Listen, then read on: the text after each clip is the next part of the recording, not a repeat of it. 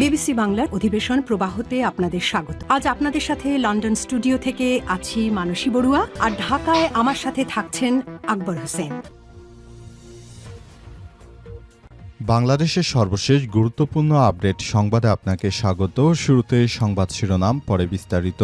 প্রথমেই জানাবো আমাদের হাতে থাকা সর্বশেষ গুরুত্বপূর্ণ সবথেকে তাজা আপডেট সংবাদ। বাংলাদেশ থেকে ভেসে যা বেলুন পড়ল ভারতে, ছড়ালো ব্যাপক আতঙ্ক।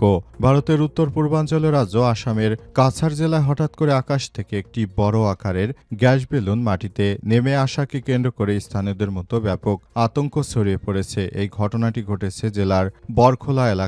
আজ সংবাদ মাধ্যম এনডিটিভির পক্ষ থেকে বিষয়টি জানানো হয়েছে। এ বিষয়ে খুবই গুরুত্বপূর্ণ সংবাদ জানাবো, সঙ্গেই থাকুন। এরপর জানাবো সীমান্তে আরাকান আর্মির পুঁতে রাখা মাইন বিস্ফোরণে বাংলাদেশির পা বিচ্ছিন্ন। টেকনাফ সীমান্তে আরাকান আর্মির পুঁতে রাখা মাইন বিস্ফোরণে মোহাম্মদ হানিফ নামে স্থানীয় এক ব্যক্তি আহত হয়েছে। আজ টেকনাফের হয়ক্যাং সীমান্তে এই ঘটনা ঘটে। তিনি স্থানীয় লম্বাবিল এলাকার বাসিন্দা। এদিকে স্কুল ছাত্রীকে গলা কেটে হত্যা, জিজ্ঞাসাবাদে চাঞ্চল্যকর তথ্য দিল গ্রেপ্তার মিলন। রাজধানী দক্ষিণ বনশ্রীতে 10ম শ্রেণী পড়ুয়া এক তরুণী ফাতেমা আক্তার লিলিকে গলা কেটে হত্যার কথা স্বীকার করেছেন গ্রেপ্তার হোটেল কর্মী মিলন। প্রাথমিক জিজ্ঞাসাবাদে হত্যাকাণ্ডের বিষয়টি তিনি স্বীকার করেছেন এবং এ বিষয়ে খুবই চাঞ্চল্যকর তথ্য দিয়েছেন। এ বিষয়ে খুবই গুরুত্বপূর্ণ সংবাদ জানাবো, সঙ্গেই থাকুন।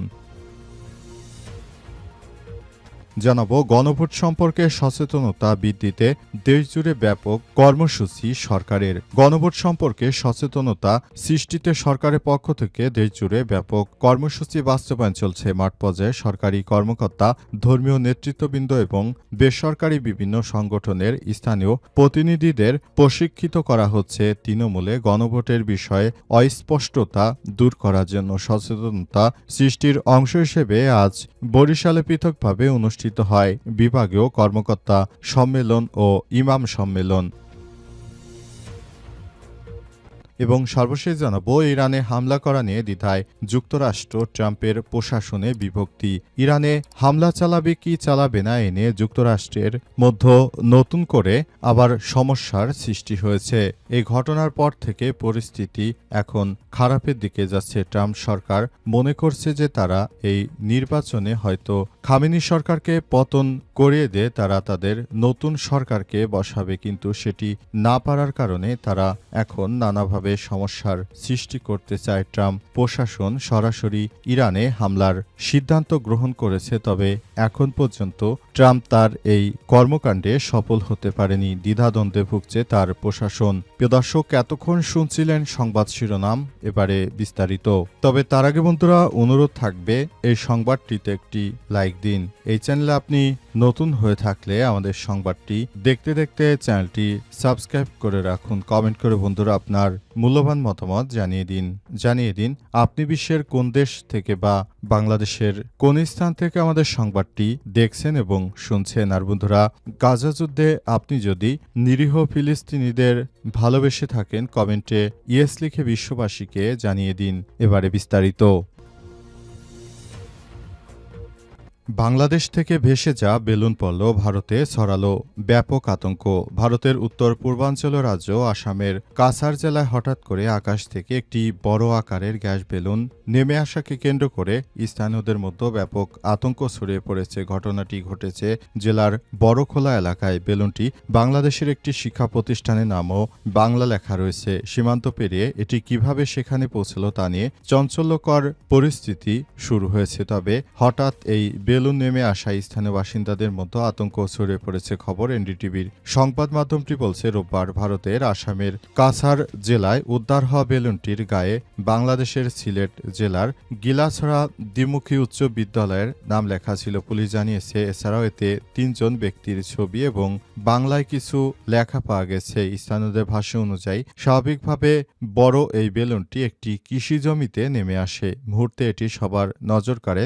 বিষয়টি সন্দেহজনক সন্দেহজনক মনে হয় গ্রামবাসীরা প্রথমে ভিলেজ ডিফেন্স পার্টি ভিডিপিকে খবর দেয়, পরে ভিডিপির পক্ষ থেকে পুলিশকে বিষয়টি জানানো হয়। খবর পেয়ে পুলিশের একটি টহল দল ঘটনাস্থলে পৌঁছায়। পরে কাছাড় জেলার senior superintendent of police Parthapratim দাসও সেখানে যান। পুলিশ পৌঁছানোর আগে এলাকায় বিপুল সংখ্যক মানুষ জড়ো হয়ে যায়। পুলিশ জানিয়েছে কিভাবে বেলুনটি আন্তর্জাতিক সীমানা অতিক্রম করে আসামে পৌঁছালো এবং এর পেছনে কোনো নিরাপত্তা সংশ্লিষ্ট বিষয় রয়েছে কিনা তা খতিয়ে দেখা হচ্ছে। পুরো ঘটনা নিয়ে তদন্ত শুরু করেছে ভারত।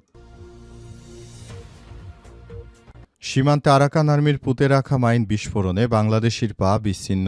টেকনাফে সীমান্তে আরাকান আর্মির পুঁতে রাখা মাইন বিস্ফোরণে মোহাম্মদ হানিফ নামের স্থানীয় এক ব্যক্তি আহত হয়েছে। আজ টেকনাফের হয়ক্যাং সীমান্তে এই ঘটনা ঘটে। তিনি স্থানীয় লম্বাবিল এলাকার বাসিন্দা। স্থানীয়রা জানিয়েছেন রোববার 11 জানুয়ারি মিয়ানমারে বিদ্রোহী গোষ্ঠী আরাকান আর্মির গুলি করতে বাংলাদেশের অংশে ঢুকে পড়েছিল। ফেরত যাওয়ার সময় তারা মাইন পুঁতে রেখেছিল বাংলাদেশের অংশে। পরে সোমবার সকালে নিজের চিংড়ির ঘের দেখতে গেলে সেখানে মাইন বিস্ফোরণে পা বিচ্ছিন্ন হয়ে যায় হানিফের। পরে স্থানীয়রা তাকে উদ্ধার করে হাসপাতালে পাঠায়। এদিকে রোববার আরাকান আর্মির গুলিতে শিশু হুজাইফা গুলিবিদ্ধ হওয়ার ঘটনায় সোমবার সকালে মানববন্ধন করেছে স্থানীয়রা। হয়ক্যাংয়ের তেসি ব্রিজ এলাকায় অনুষ্ঠিত মানববন্ধনে অংশ নেয় স্থানীয়রা। এ সময় তারা বিজিবির গাফিলতির কথা তুলে ধরে সীমান্তে নিরাপত্তা জোরদারের দাবি জানায়। গুলিবিদ্ধ হুজাইফা বর্তমানে চট্টগ্রাম মেডিকেল কলেজ হাসপাতালের আইসিইউতে ভর্তি রয়েছে। তার অবস্থা আশঙ্কাজনক। ভিন্ন দেশ থেকে গুলি এসে লাগার ঘটনায় সবার মধ্যে আতঙ্ক বিরাজ করছে। সবাই যার যার জায়গা থেকে আরও বেশি সতর্ক থাকার চেষ্টা করছে। হঠাৎ করে মিয়ানমারের বিচ্ছিন্নতাবাদী সন্ত্রাসীরা যে ধরনের কর্মকাণ্ড শুরু করেছে এতে সারা বাংলাদেশের মানুষ অনেক বেশি আতঙ্কিত হয়ে পড়েছে। সবাই যার যার জায়গা থেকে অনেক বেশি সতর্ক অবস্থানে রয়েছে। মিয়ানমারের বিচ্ছিন্নতাবাদী সন্ত্রাসী গোষ্ঠীগুলো মূলত বাংলাদেশকে অস্থিতিশীল করার জন্য ভারতের মদদে এই ধরনের কর্মকাণ্ড করে থাকে। এসব বিষয় থেকে সবাইকে বেরিয়ে আসতে হবে এবং এসব বিষয় নিয়ে সবাইকে আরও বেশি সচেতন থাকতে হবে। পুরো বাংলাদেশ এখন অনেক বেশি সচেতন অবস্থায় রয়েছে। তারা সবাই যার যার জায়গা থেকে আরও সচেতনতা বৃদ্ধি করছে। ভারতের কোনো উস্কানির ফাঁদে পা দেয়া যাবে না। স্কুল ছাত্রীকে গলা কেটে হত্যা, জিজ্ঞাসাবাদে চাঞ্চল্যকর তথ্য দিল গ্রেপ্তার মিলন। রাজধানী দক্ষিণ বনশ্রীতে 10ম শ্রেণী পড়ুয়া তরুণী ফাতেমা আক্তার লিলিকে গলা কেটে হত্যার কথা স্বীকার করেছে গ্রেপ্তার সন্দিগ্ধ হোটেল কর্মী মিলন। প্রাথমিক জিজ্ঞাসাবাদে হত্যার বিষয়টি স্বীকারোক্তি দেন তিনি। মিলনকে প্রাথমিক জিজ্ঞাসাবাদের বরাতে র‍্যাব ৩ জানায় গ্রেপ্তার মিলন মল্লিকের সঙ্গে নিহত স্কুল ছাত্রী লিলির সুসম্পর্ক ছিল। তবে এ সম্পর্কের সুবাদে সে বিভিন্ন সময় আকার ইঙ্গিতে লিলির কাছে প্রেমের বহিঃপ্রকাশ করত এবং লিলির পরিবার বাসা থেকে গ্রামের বাড়িতে গেলে মিলন লিলিকে নিয়ে পালিয়ে যাবে বলে তাকে জানায়। পরবর্তী সেই পরিকল্পনা অনুযায়ী 10 জানুয়ারি দুপুর 2:25 দিকে নিজ বাসায় একা পেয়ে মিলন লিলিকে তার সঙ্গে পালিয়ে যেতে প্রস্তাব দেয়। কিন্তু সেই প্রস্তাবে রাজি না হয়ে লিলি তাকে জানায় রেস্তোরাঁ মালিকের মেয়ে হয়ে সে কর্মচারীর সঙ্গে যাবে না। সেই সঙ্গে লিলি মিলনকে বামন হয়ে চাঁদের দিকে হাত বাড়াতে নিষেধ করে। এক পর্যায়ে নিজের এমন অনৈতিক প্রস্তাবে সহযোগিতা না করার কারণে মিলন এই হত্যাকাণ্ডের ঘটনা ঘটায়। তবে অধিকতর জিজ্ঞাসাবাদ ও বিস্তর তদন্ত নৃশংস এই হত্যাকাণ্ডের প্রকৃত রহস্য বেরিয়ে আসবে বলে জানিয়েছে র্যাবের সদস্যরা। র্যাবের পক্ষ থেকে আরও জানানো হয়েছে এ ধরনের অনাকাঙ্ক্ষিত ঘটনা যেন দেশের অভ্যন্তরে আর না ঘটে সেজন্য তারা প্রচুর জনসচেতনতামূলক কার্যক্রম হাতে নিয়েছে। র্যাবের পক্ষ থেকে বলা হয়েছে আমরা এই ধরনের নৃশংস হত্যাকাণ্ডের বিচার দ্রুততম সময়ের মধ্যেই করব ইনশাল্লাহ। এরপরই তাকে কাঠগড়ায় দাঁড় করিয়ে তারপর আদালতে হাজির করা হচ্ছে। তিনি যে অপরাধ করেছেন তার অপরাধের মাত্রা অত্যন্ত বড় ধরনের। এই ধরনের অপরাধীদের কোনোভাবেই ছাড় দেওয়া হবে না এমনটাই বলা হয়েছে এবং এই ধরনের অপরাধীরা যদি একবার ছাড় পেয়ে যায় ভবিষ্যতে তারা আরও বড় অপরাধ করবে এমনটাই মনে করা হচ্ছে। গণভোট সম্পর্কে সচেতনতা বৃদ্ধিতে দেশজুড়ে ব্যাপক কর্মসূচির ঘোষণা। গণভোট সম্পর্কে সচেতনতা বৃদ্ধি সরকারের পক্ষ থেকে দেশজুড়ে ব্যাপক কর্মসূচির বাস্তবায়ন চলছে। মাঠ পর্যায়ে সরকারি কর্মকর্তা, ধর্মীয় নেতৃত্ববৃন্দ এবং বেসরকারি বিভিন্ন সংগঠনের নেতৃত্বস্থানীয় প্রতিনিধিদের প্রশিক্ষিত করা হচ্ছে তৃণমূল গণভোটের বিষয় স্পষ্টতা দূর করার জন্য। সচেতনতা সৃষ্টির অংশ হিসেবে গতকাল রোববার 11 জানুয়ারি বরিশালে পৃথকভাবে অনুষ্ঠিত হয় বিভাগীয় কর্মকর্তা সম্মেলন ও ইমাম সম্মেলন। এতে গণভোটের বিষয়ে প্রশিক্ষণমূলক বক্তব্য উপস্থাপন করেছেন প্রধান উপদেষ্টার বিশেষ সহকারী উপদেষ্টা পদমর্যাদা অধ্যাপক আলী রিয়াজ এবং অপর বিশেষ সহকারী মনির হায়দার। আগামী কয়েকদিনে অন্য সব বিভাগেও একই ধরনের কর্মসূচি বাস্তবায়ন করা হবে। প্রধান উপদেষ্টার কার্যালয়ে তত্ত্বাবধানে সব কর্মসূচি বিভাগ, জেলা ও উপজেলা পর্যায়ে কর্মকর্তা এবং বেসরকারি সংগঠনের প্রতিনিধিদের